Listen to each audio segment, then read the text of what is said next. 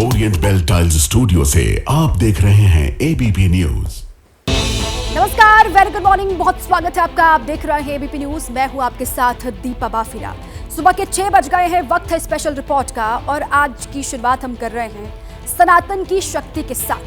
वो है कोयम्बटूर में सदगुरु जग्गी वासुदेव की ईशा फाउंडेशन का भव्य और मनमोहक कार्यक्रम। आदि योगी की विशालकाय प्रतिमा के सामने एक रात शिव के साथ नाम से भव्य और दिव्य कार्यक्रम का आयोजन किया गया। शिव के प्रति समर्पण, संगीत, नृत्य, आध्यात्म का अद्भुत संगम यहाँ पर दिखाई दिया। ये देखिए आप। और कार्यक्रम में गृह मंत्री अमित शाह भी पहुंचे। महाशिवरात्रि की बधाई दी उन्होंने सभी को और संबोधित भी वहां पर किया। गुरुदेवो महेश्वरः गुरु साक्षात् परं ब्रह्मा तस्मै श्री गुरवे नमः। अखण्डमण्डलाकारं व्याप्तं येन चराचरं तत्पदं दर्शितं येन। शिव एक कल्याणकारी चेतना है जो संहारक भी है और पालनकर्ता भी है। शिव शंभु भी है, स्वयंभू भी है। शिव सत्य भी है, सुंदर भी है। शिव को भोलेनाथ भी कहते हैं, महाकाल भी कहते हैं और यहाँ शिव आदि योगी के रूप में विराजमान है।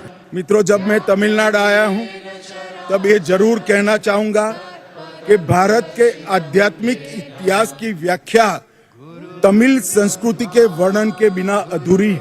यह भूमि ऐसे कई उदाहरणों से सुसज्जित है जो आध्यात्म के जीवंत उदाहरण रहे हैं। यहाँ पर भगवान शिव को दक्षिण मूर्ति के रूप में देखा जाता है जो साधक को ज्ञान, विवेक, मुक्ति और मोक्ष सभी प्रदान करता है। 45 दिन के बाद सनातन का सबसे बड़ा संगम महाकुंभ संपन्न हो गया है। महाकुंभ के दौरान 66 करोड़ 30 लाख श्रद्धालुओं ने त्रिवेणी में आस्था की डुबकी लगाई। कल महाशिवरात्रि के दिन भी भारी संख्या में लोगों ने स्नान किया। आज सीएम योगी प्रयागराज पहुंचेंगे और इस बड़े आयोजन में शामिल लोगों को सम्मानित करेंगे। अद्भुत, अविस्मरणीय,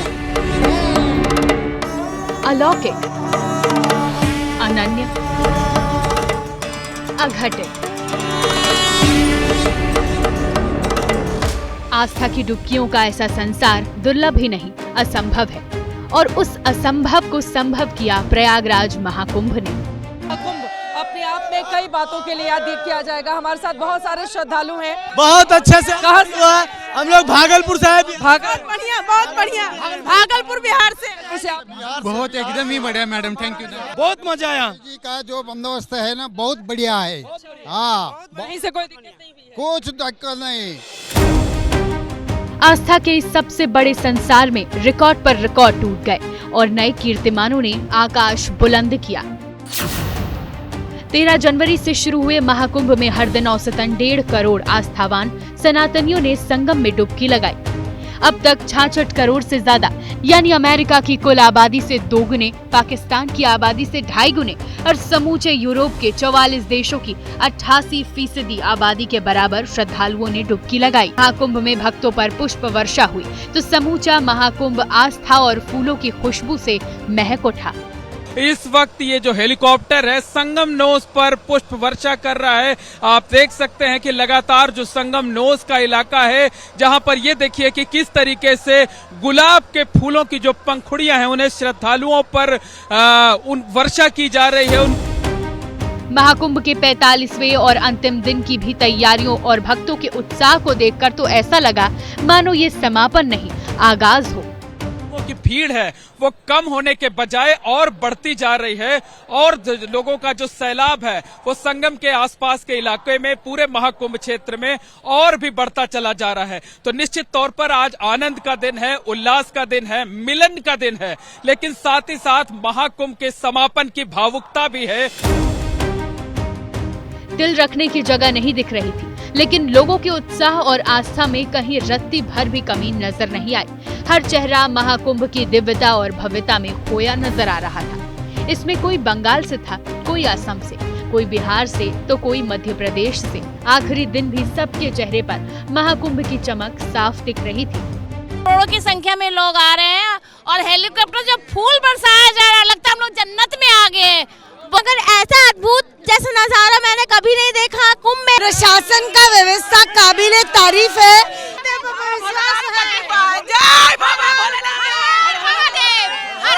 यहाँ आके बहुत अच्छा लग रहा। सीएम योगी आदित्यनाथ सुबह 4 बजे से ही महाकुंभ की मॉनिटरिंग की कमान संभाल रखी थी। सीएम योगी खुद प्रफुल्लित नजर आ रहे थे। लगभग 66 करोड़ श्रद्धालुजन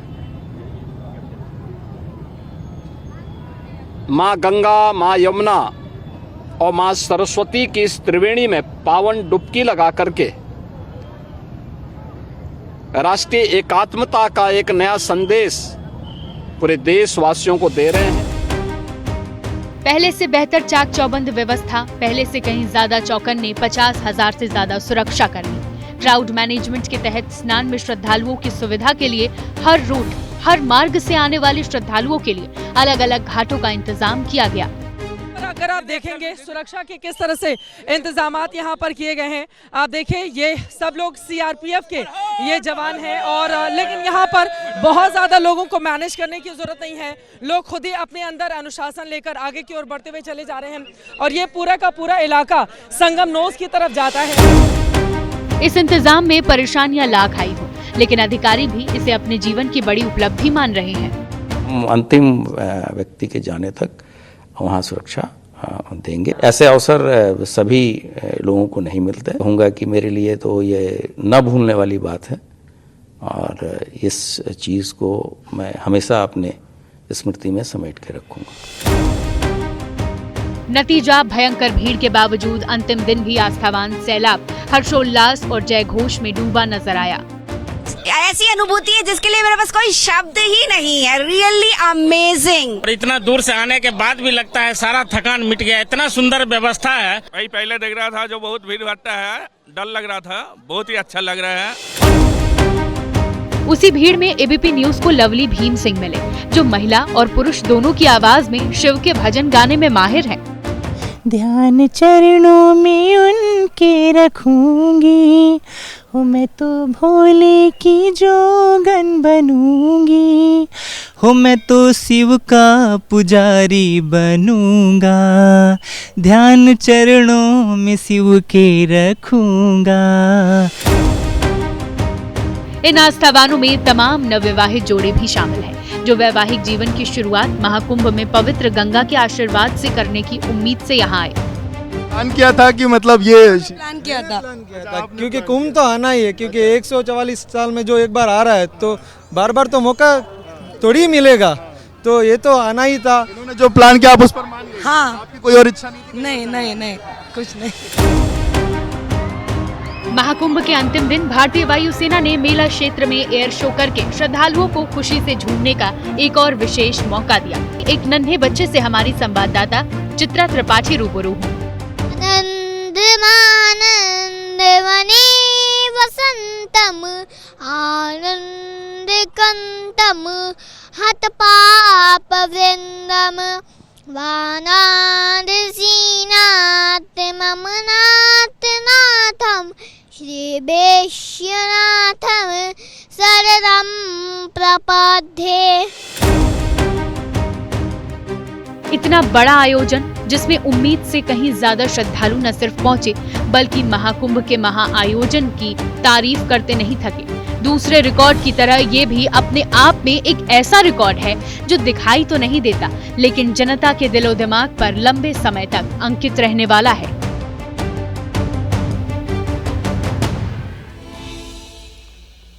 अब आगे बढ़ते हैं। खबर चुनावी राज्य बिहार से है, जहां कल नीतीश सरकार का मंत्रिमंडल विस्तार हुआ और अब इंतजार है मंत्रालयों के बंटवारे का।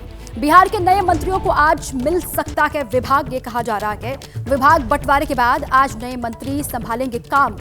कल बिहार में 7 नए मंत्रियों ने शपथ ली थी और आज ये कहा जा रहा है कि इनको विभागों का बंटवारा हो सकता है और ये अपना कार्यभार संभाल सकते हैं। ये जानकारी सामने आ रही है।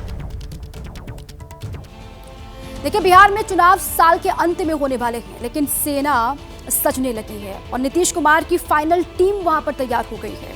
सरकार भले ये कहे कि ये रूटीन मंत्रिमंडल विस्तार है, लेकिन बिहार में कोई भी राजनीतिक घटनाक्रम हो उसके मायने कभी सामान्य हो ही नहीं सकते। होली से पहले हुए मंत्रिमंडल विस्तार में जिस तरह से जातिगत समीकरणों को साधा गया, उसके परिणाम दिवाली के बाद होने वाले चुनाव नतीजे में दिख सकते हैं। लेकिन एक सवाल का जवाब हर कोई जानना चाहता है कि आखिर अचानक से ऐसा क्यों हुआ।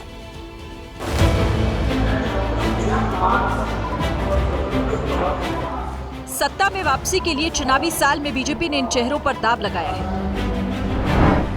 विधानसभा चुनाव के लिए एनडीए ने अपनी पूरी टीम तैयार कर ली है। सभी नए मंत्री बीजेपी के कोटे से हैं। बिहार की राजनीति में सोशल इंजीनियरिंग ही सबसे बड़ा फैक्टर होता है। लिहाजा बीजेपी की तरफ से हर सामाजिक समीकरण को साधने की कोशिश की गई। पहले जातीय समीकरण को समझिए। बिहार में भूमिहारों की आबादी 2.9% है। इस जाति के जीवेश मिश्रा मंत्री बने हैं। राजपूत 3.4% है। इस जाति से राजू सिंह, 2.9% वाले कुर्मी जाति से कृष्ण कुमार मंटू, 4.3% वाले कुशवाहा समुदाय से सुनील सिंह।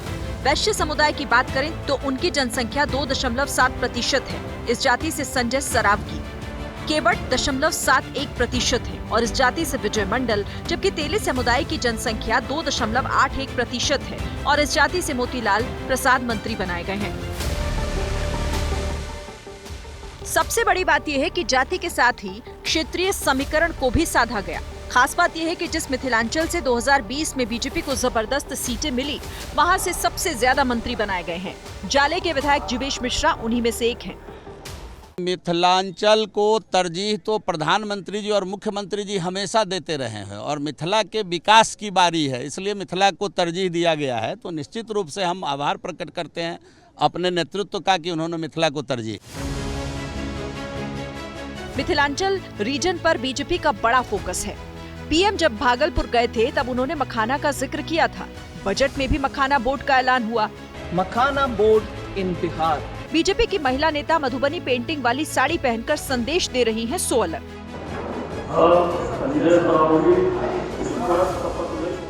मिथिलांचल के दिल कहे जाने वाले दरभंगा के विधायक संजय सरावगी पहली बार मंत्री बनाए गए। सरावगी वैश्य समुदाय से आते हैं, 5 बार जीत चुके हैं।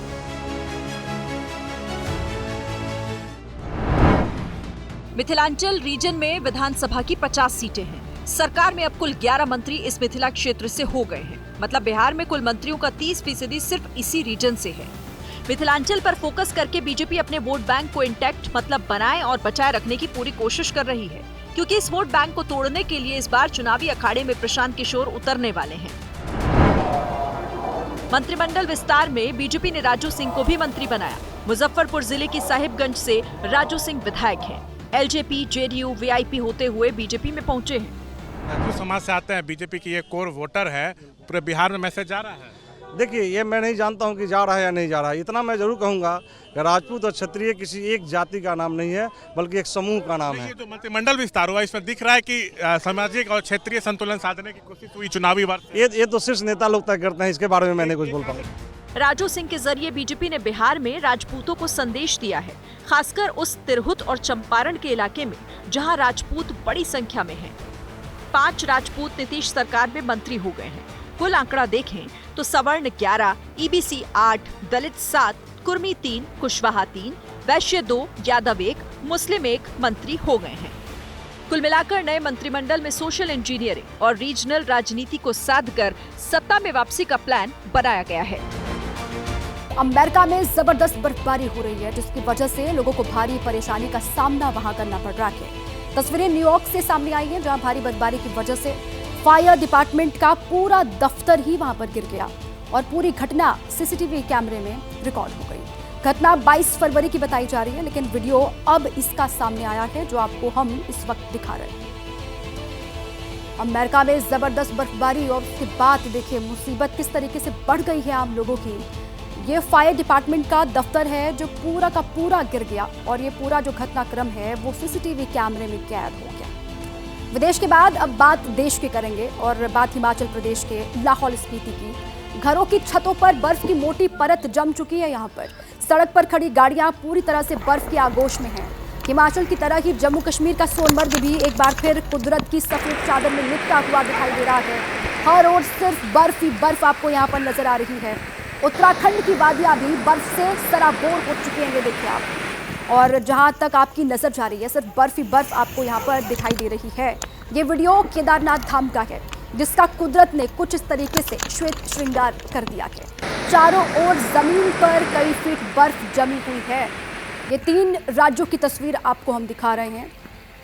जम्मू कश्मीर की तस्वीर है, उत्तराखंड और हिमाचल के लाहौल स्पीति की तस्वीर भी आपने देखी, जहां पर लगातार बर्फबारी।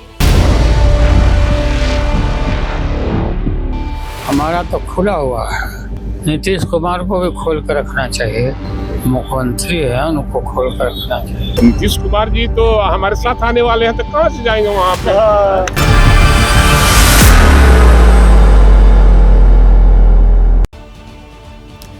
सत्ता का लाडला यानी नीतीश कुमार। नीतीश कुमार को सत्ता पसंद है और जिन्हें सत्ता चाहिए उन्हें ऑटोमेटिक तरीके से नीतीश कुमार पसंद आने लगते हैं। तभी तो कहा जाता है कि नीतीश चाहे फोन का जवाब ना दें, बुलाई गई बैठकों में शामिल ना हो, यहाँ तक कि बिना पीएम से मुलाकात किए दिल्ली से वापस वो लौट जाएं, लेकिन जब पीएम मोदी बिहार की धरती पर पहुंचते हैं तो सबके सामने कहते हैं कि नीतीश लाडले मुख्यमंत्री हैं। इस तरह की भूरी भूरी प्रशंसा के बावजूद आरजेडी नीतीश पर डोरे डालने से बाज नहीं आती और बार बार बताती है कि नीतीश के लिए उनके दरवाजे सदैव खुले हुए हैं, क्योंकि बिना नीतीश कुमार के सत्ता के सिंहासन तक पहुंचना मुमकिन नहीं है। और इसी की ताजा मिसाल है बिहार का मंत्रिमंडल विस्तार, जिसमें सीएम नीतीश की रजामंदी के बाद कैबिनेट में 7 नए मंत्री शामिल हो गए हैं और 7 के 7 मंत्री बीजेपी कोटे से हैं। तो चलिए आपको दिखाते हैं कि आखिर क्यों बिहार की राजनीति की धुरी हैं नीतीश कुमार।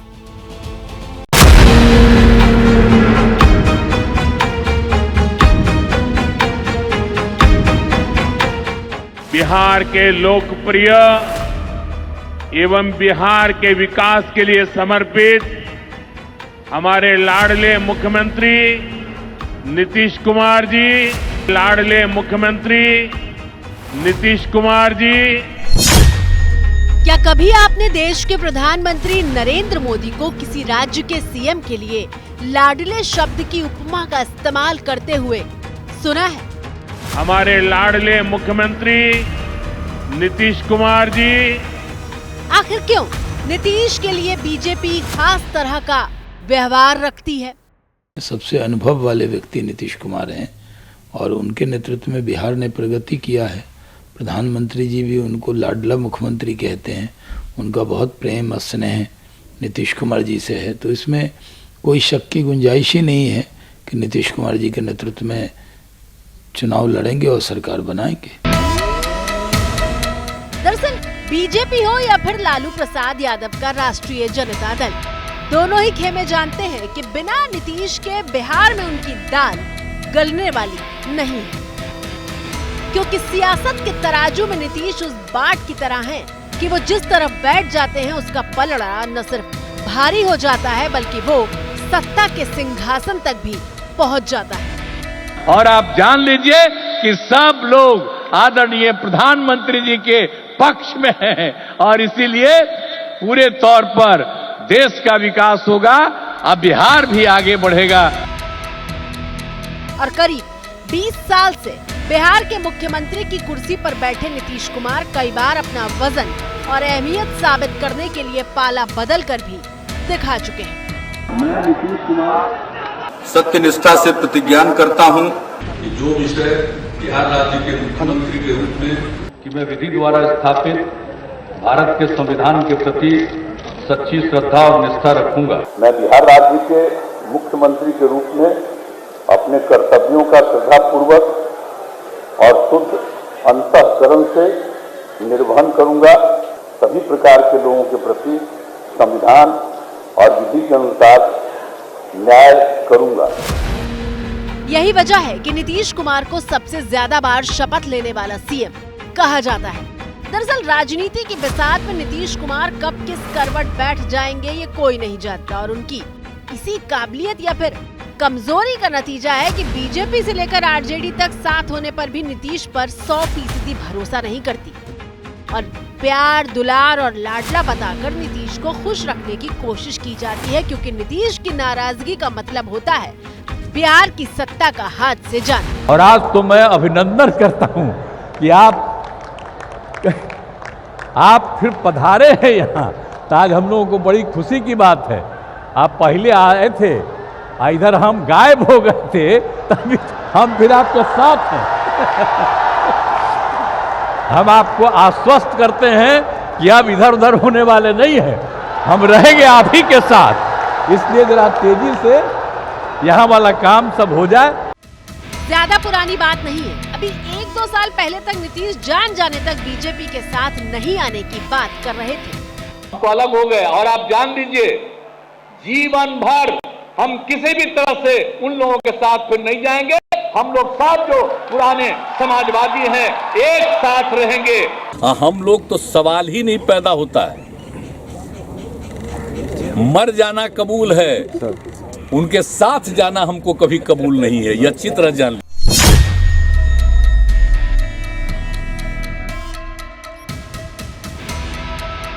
और अब ताजा स्थिति ये है कि नीतीश कुमार जब भी पीएम मोदी के साथ एक मंच पर मौजूद होते हैं तो वो ये बताना नहीं भूलते कि इस बार वो बीजेपी का साथ छोड़कर कहीं जाने वाले नहीं हैं। इधर उधर कुछ नहीं, पूरे देश में इन्हीं के नेतृत्व में आगे और काम बढ़ेगा।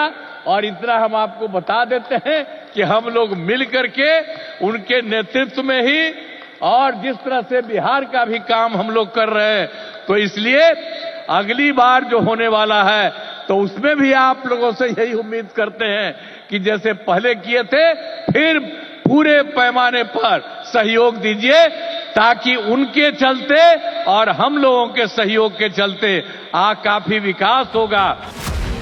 भागलपुर की रैली में नीतीश कुमार का ये बयान काफी अहम है, क्योंकि नीतीश कुमार पिछले 2 बार से दिल्ली तो आ रहे थे, लेकिन प्रधानमंत्री मोदी से मुलाकात किए बिना ही लौट जा रहे थे।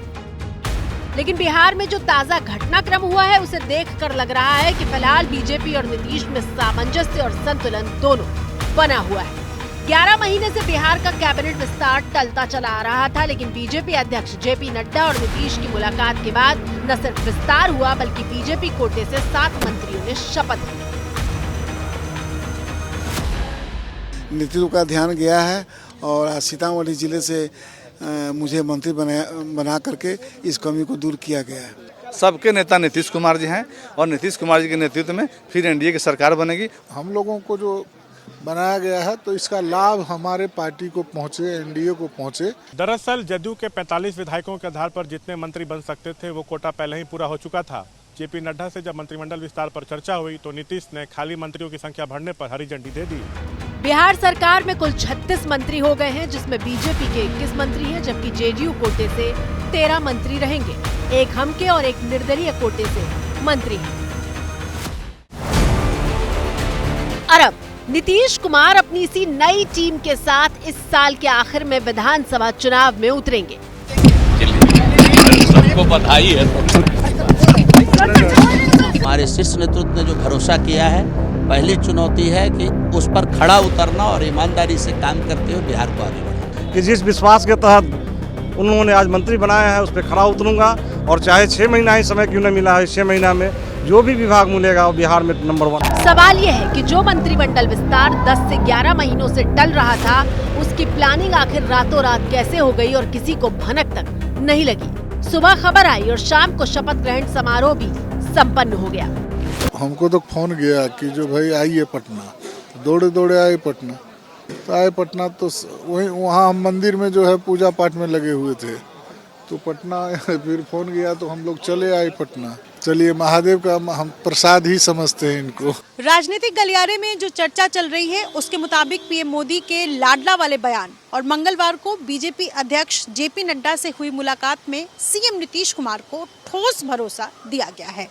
नीतीश कुमार जी के नेतृत्व में चुनाव लड़ेंगे, उनके नेतृत्व में सरकार बनाएंगे, ये तो हम लोग आज से नहीं कह रहे। और हमारे बड़े नेता और जो प्रदेश का नेतृत्व है, केंद्रीय नेतृत्व कह चुका है। तो बिहार में तो नीतीश कुमार जी के नेतृत्व में चुनाव लड़ेंगे और 200 के पार जाएंगे और फिर से सरकार बनाएंगे। तो क्या बीजेपी नेतृत्व ने फाइनल कर दिया है कि नीतीश के चेहरे पर चुनाव लड़ा जाएगा?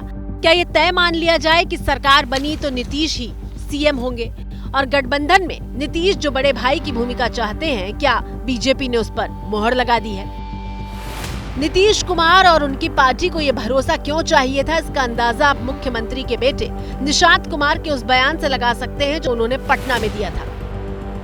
कल प्रधानमंत्री ने बिहार आए थे और उन्होंने आपके पिता को भी लाडले मुख्यमंत्री बताया है। हाँ, तो गठबंधन है तो बोलेंगे ही।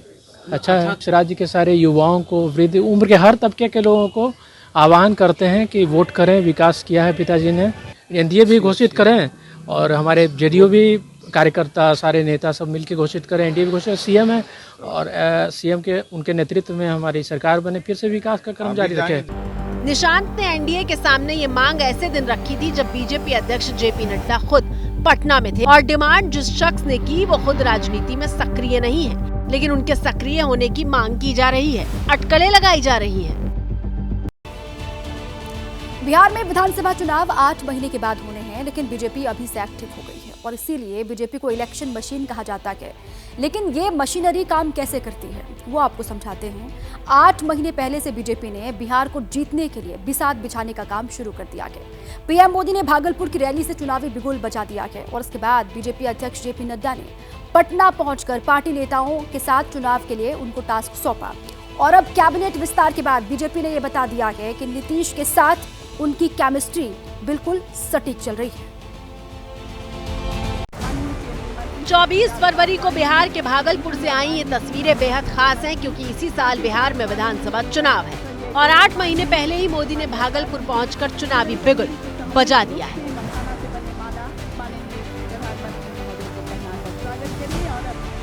जो लोग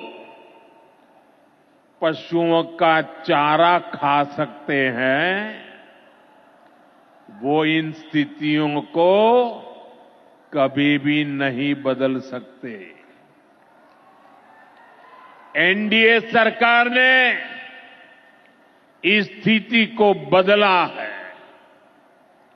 बीते वर्षों में हमने सैकड़ों आधुनिक किस्म के बीज किसानों को दिए। दिल्ली चुनाव के नतीजे आए अभी सिर्फ 15 दिन हुए थे और पार्टी ने अपना पूरा फोकस बिहार की तरफ शिफ्ट कर दिया।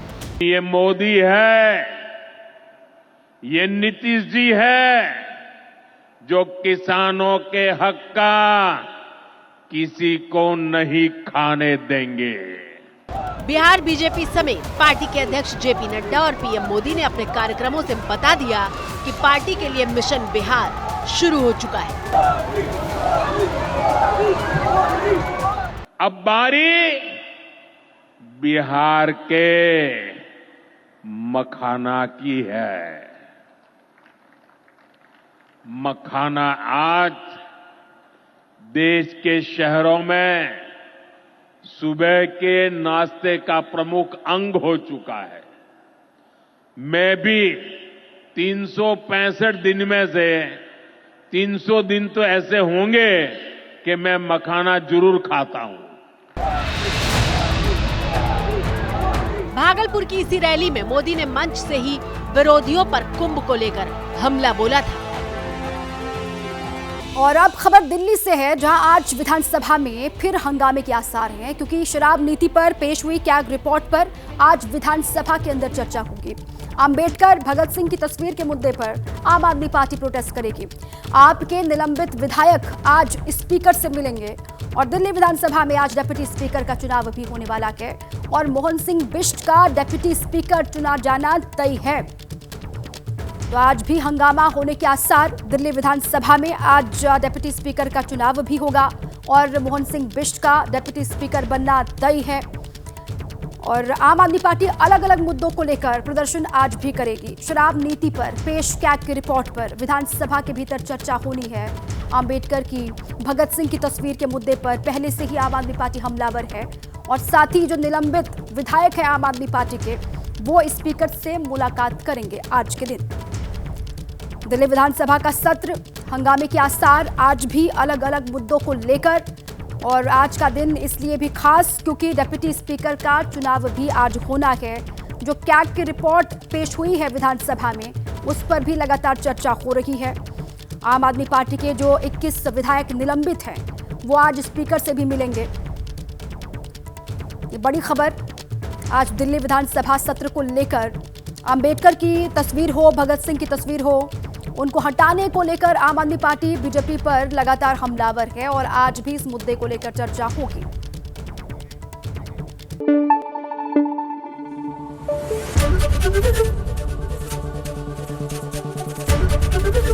एबीपी न्यूज आपको रखे आगे।